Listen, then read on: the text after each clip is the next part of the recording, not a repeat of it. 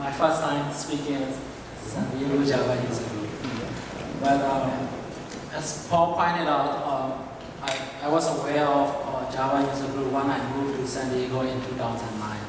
And I was working remotely for a Bay Area company. So I was so happy to see the fellow Java engineers.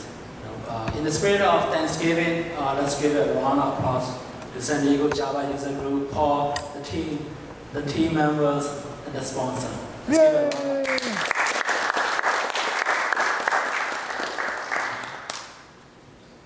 So I had gone to Java 1, and this conference is my favorite one recently. I've been there going to QCon for the last couple of years. And when Paul mentioned that there's an opportunity to share the conference experience with you, I was thrilled to prepare this slide. And when I was preparing, I realized that there are so many choices, and I couldn't cover everything in 30 minutes. So bear with me. I picked one that resonated with me, and I want to share with you. And one thing that I always look for going to the conference is I always look for Steve. Steve will always be there. So we got a chance to catch up at the conference. With that, I want to talk a little bit about QCon. How many of you are aware of InfoQ and QCon? So it's a very nice community space online. If you go to infoq.com, I'll talk about the website later, but QCon is an international conference for enterprise developers, and it evolves to so many disciplines. And in this case, I went to the one in San Francisco, but there are one in São Paulo, Beijing, London, New York, and it's expanding globally.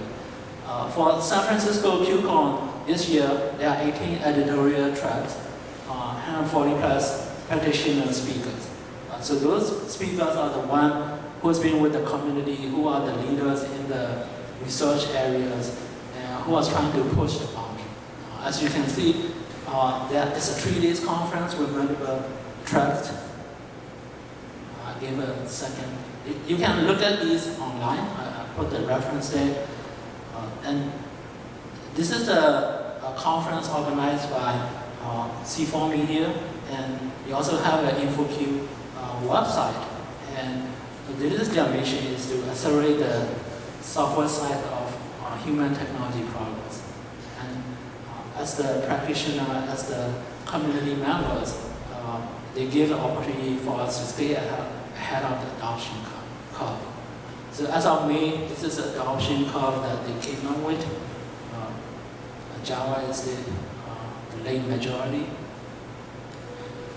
And I put some pointers, but there are a lot of good Java materials out there. And in addition to that, in the second link, there are a lot of good videos in many disciplines. And if you want to go check out QCon, they always invite not just the speaker, not just the community members, but also volunteering opportunities. So you got to go there. You help out with the logistics, but you can stay in one track. Right? You got a free pass to one track in the whole conference. So that's a very nice way to try it. But for San Francisco, as you guys know, the hotel will be pretty expensive. But I would recommend trying it out. It's worth it. So in my previous slides, you saw a lot of tracks around security, enterprise languages, containers, operating system, and culture, and also about performance. So there are so many disciplines, and I thought, okay, how should I share with you guys? And I picked one that really resonated with me. And this one is by Sudan Rangarajan from Netflix, and he shared this particular domain that they own and how they build evolutionary architecture for their service. And I thought that's a good exercise for tonight to learn their thought process around designing something so that it's good for a long run and how they evolve the architecture over the time. So far, so good? All right, good. So one thing, there are a lot of Netflix contribution in this conference. They open source a lot of libraries. And I always like to attend those conferences because they always have this cool slides with the movies that we saw, and this is something that we can relate to. So one thing that Sudan shared was the team around 2016, they are delivering pretty well, but as you saw, as you see in this slide, the deployment velocity is slowing down. There are a lot of rollbacks, and at that time, the architecture is like this. There are multiple devices connecting to the proxy, coming to the service on the edge. And the service has a couple of endpoints, APIs, supporting different functionality. Right? And in the backend, it's backed by very domain-specific microservices. So this API service is the one he wants to focus on, like how they took a hard look at it and how they transform that to current state. So then walk through their journey and share their guiding principle along their evolution journey. So there are three things that this presentation will cover. It's around identity, how to make decisions, and then how to assess evolvability. So with that, so let's start asking like why our service exists. Right? So what's the reason? We want to identify this API's identity. In this case, for Netflix, so their goal is to entertain billions of people with revolutionary solution, maximize customer engagement from sign-up to streaming, enable acquisition, discovery, playback functionality 24/7. For them, if you cannot play back, that's a bad business. Right? So identity, like highlighted, is acquisition, user acquisition, discovery, and playback functionality at a high level, at the API level identity. Right?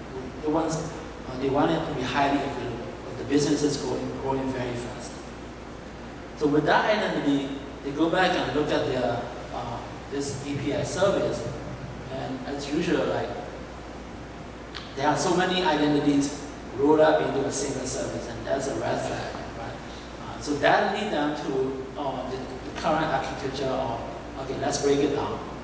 And the third one is a Play API that Sudan is involved with. And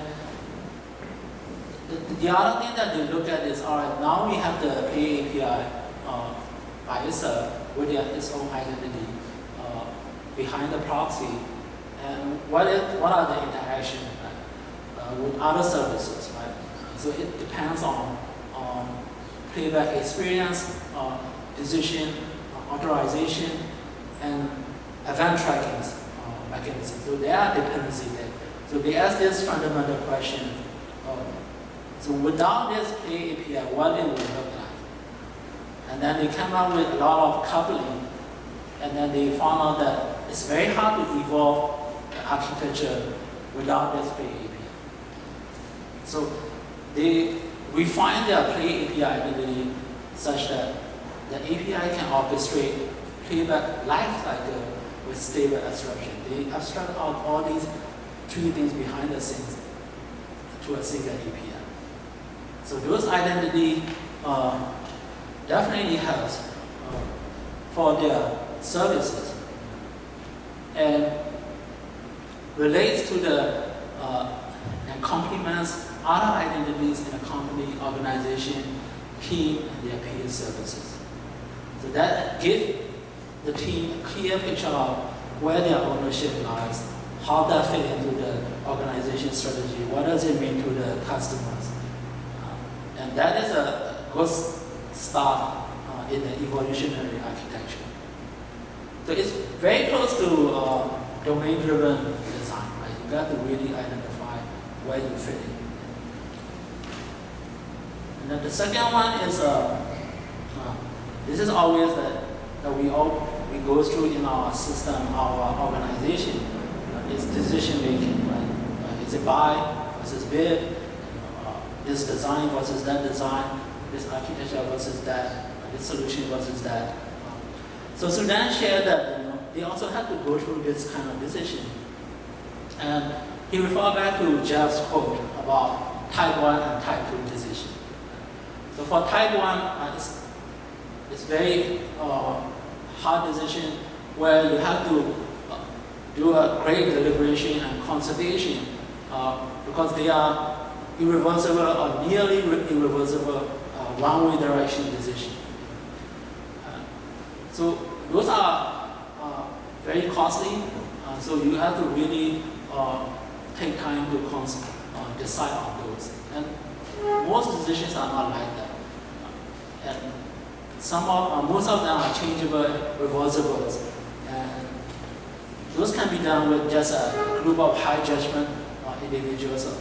And those are called type 2 decisions. So for type 1 decision, you want to regroup with your team as early as possible in the journey. Because it's hard to reverse and it will be costly to reverse. In Netflix case, in Play API Teams case, they identify these 3 areas. For the sake of the time, I only cover one area, but I highly recommend to check the video online. And I forgot to mention, so QCon video, they always publish bi-weekly on the link that I sent. So right now, if you go and look at it, you will see videos from QCon London a few months ago. So every 2 weeks, there will be new videos coming up. So for this presentation, I want to share the first type 1 decision around appropriate coupling. So for that, Sudan shared that his team go through a couple of steps. One thing that they noticed in their Play API services, they have a lot of shared libraries. And he called it binary coupling. So the shared library can be because of the same shared utilities or different client libraries used for calling other services in the services. And as you already know, even though we have microservices, if we still have this kind of coupling, it's just distributed monolith. So in other presentation, one presenter called it this distributed ball of mud. So we are not achieving a good decoupling. So Sudan referred to Sam Newman's quote on this one, that too much coupling between the services is still bad. That is a binary coupling, and the other one is operational coupling. Right? So what the experience on the lower right corner is, at one point, when the playback decision service was not available, the clients will fall back. But the fallback is so costly in their case, where the CPU will spike. And that has the impact on the client through the high latencies. So it depends on your system and your business requirements. That may be okay, right? But for their system, if you try to play a video and if it's hanging there, it's not a good user experience, right? So it's important for them. So it can get to a point where operation coupling can bring down the API service. So these are the factors that they identify. Okay, we got to watch out for this. They talk about binary coupling, operational coupling, and then also look at the protocol. And there are different protocol dependency as well. And most of the time, their use cases are modeled as request response. And usually they just pick REST by accident incidents, not intentionally. But the endpoints, the results they are not fully RESTful anyway. And for them, their analysis to REST versus RPC based on their requirements, which is they want to use thin clients, they don't want to share libraries. Most importantly, they want to generate clients for polyglot support, but not all the service support REST. And they are interested in bidirectional communication. So based on this analysis and revisiting the requirements, they decided to pitch the gRPC protocol. So those are the deliberate decisions that they went through to achieve their type 1 decision. This is a comparison between previous architecture and the current architectures. And there are 4 things that they achieved through this exercise. Any questions so far? Yes. I know what RPC is. What is gRPC? So this one, gRPC, I cannot share you the details. I'm not the subject matter expert. But what I know, it allows you bidirectional communication over HTTP2. But I encourage you to look it up. If you have a use case about bidirectional, please look it up and let me know. I'd love to know. Okay. So with this use case, my takeaway is for type 1 decision, we got to really spend time to have a solid architecture decision. In this case, for appropriate coupling, they decided to use a thin auto-generated client for bidirectional communication and minimize the coupling across the service bundle. So then I recommend that for type 2 decision, as usual, like just follow the agile practice, right? Experiment, iterate, improve on. So you have less risk to get into a trap. So this is the guiding principle.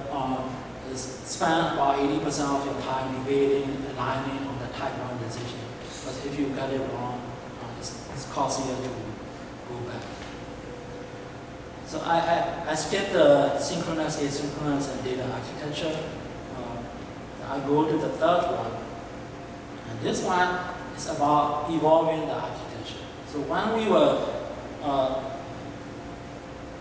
deciding on type 1 and type 2, we need to pay attention to this evolvability. So it follows the evolutionary architecture guidance from ThoughtWorks around incremental change as a first discipline among multiple dimensions. So choosing the microservice architecture allows them to evolve across multiple dimensions.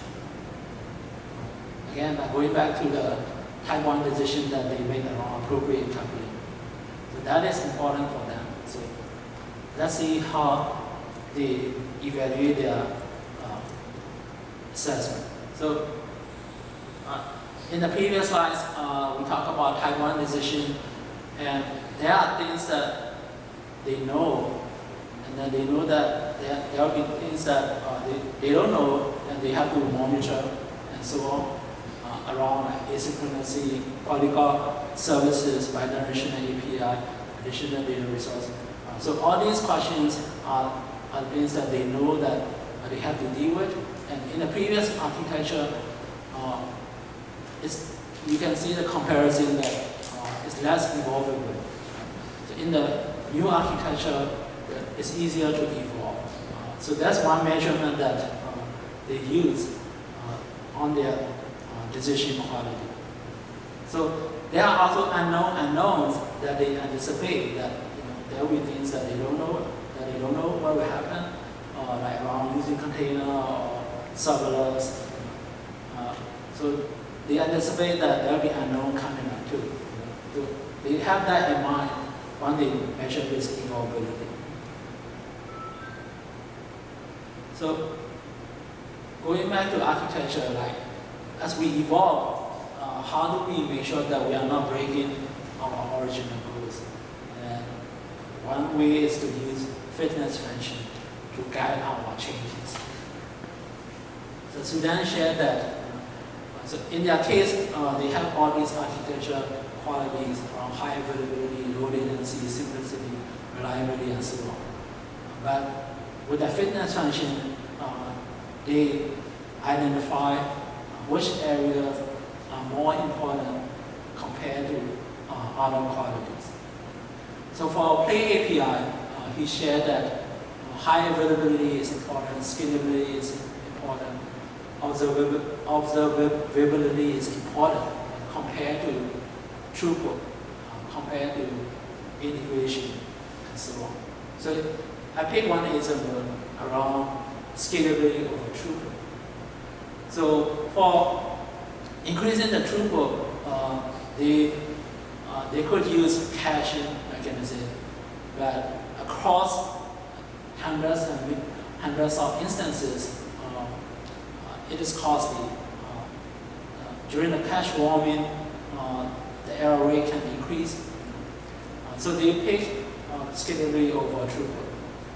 But these are the fitness functions that you need to define early on when you are trying to achieve your identity and the goals. And during your evolution, you have to always use it as a guidance. So this is the guiding principle for evolutionary architecture. Again, like define your fitness function with your team as your guidance through your evolution. So currently, they have achieved a singular identity. They have isolated operation, so that that's dependency, no binary coupling, asynchronous communication beyond Java, and have an explicit data architecture. So this is one thing that I want to share from Netflix presentation around how to build system using evolutionary architecture. So at first I thought about putting more presentation and realizing I may not have enough time. I just call out some of the presentation that I really enjoy and I recommend. This one is by Greg, again from Netflix, around full cycle developers. How many of you guys do the full cycle development from design all the way to production support? Great. So that's good. So Greg shared that, as usual, like with hands off, and with silo organization structure, right? A lot of time we hand off the build, hand off the artifacts over the wall, and it doesn't really scale and doesn't really demonstrate the ownership of the product. So he recommends like full cycle development team for a mature team with skill set at the senior level, and he emphasized that tooling and then investment in technology is important for the team to be successful. So I highly recommend that talk. And when it's out, please go and check it out. So the other one is a good one, a keynote from Jazz and Nico. So they are part of DORA, DevOps Research and Assessment. So every year they publish the state of the DevOps. Again, they have 2018 report. Please go and check it out. If you are in the government-related business, if you are having challenge in implementing DevOps, they also have a paper how that can be achieved. So very interesting talk, keynote talk. So in the report, they share like what are the elite organizations practicing with the latest research data that they have gathered. Again, the website is Dora. Here you can see DOI. The other talk that I really enjoy is Kotlin talk by Jake. He's the Android engineer from Google, and he talked about the capabilities of Kotlin. And that part, I'm excited. And the more exciting thing is when he went over how Kotlin can actually support run everywhere without JVM. So that's a very eye-opening talk for me because I'm new to Kotlin. And he mentioned about how the native and platform-specific can be achieved through a certain mechanism. And even at the compile time, it will break. So that's really exciting for me.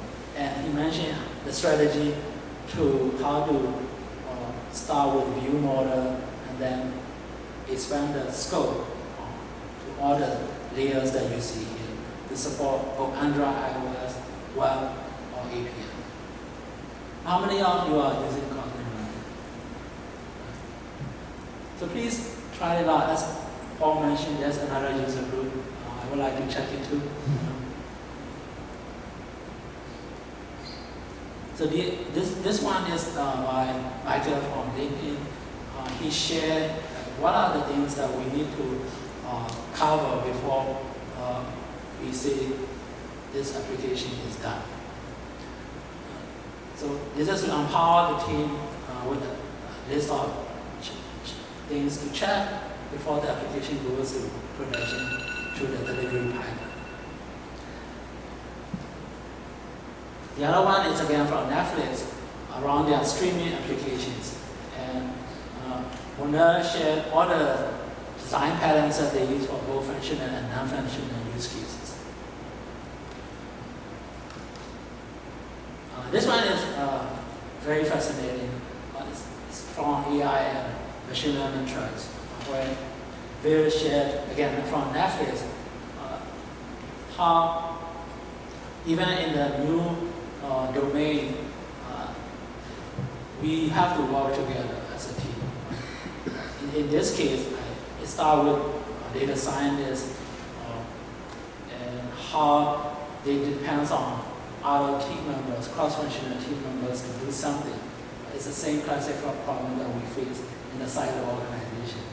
So they went through this journey to empower this data scientists to be able to version, deploy it, and get the value out of it. So there's a Metaflow project that you can check it out. The last one is not a presentation, but it's a vendor that I ran into, but I'm very excited about it because it's founded by Rod Johnson. I didn't meet him, but if you check Screamon platform, he has a presentation on Atomic. So it's designed for cloud-native applications. One thing that I like is it integrates with Slack. There's checkouts. And then it captures all the events from code commit all the way to production and also allow the rollback. So to me, that give me visibility to the whole value stream. So I'm intending to try that out. If you have a chance, check it out. And they are also looking for contributors. It's an open source project. So you can use the cloud part of it, the one in the middle, or you can skip that. You can do locally to really build out the pipeline. And then you can use TypeScript to basically define a pipeline and also define the goals that a change has to meet to go to production. So I would like to try this out and I'll share with you what I find. All right? So with that, any questions for me regarding QCon presentations? The I'm pipeline. realizing the reason we didn't meet until the third day was we were going to entirely different sessions every day. You went to all the ones that I didn't, because this conference also had a tendency to have 2 good sessions at the same exact time. Oh, you have a question? Yeah, the pipelining one, what, is that like a new scripting language or? It's used TypeScript. TypeScript. So it's very developer friendly. Oh, okay. So the question was, what kind of language does it use for creating the pipeline? So that's one way, is like codifying the pipeline, but it supports UI too. So you can assemble your pipeline through the UI. Or you can talk to your Slack and say, hey, give me a Spring application. It will go and configure the repository. It will create all the build artifacts and so on. Again, we have a lot of open rules at ResMed. Feel free to check it out. If you have questions after the session, please come and talk to me. Again, thank you for your time. Happy Thanksgiving. Thank you.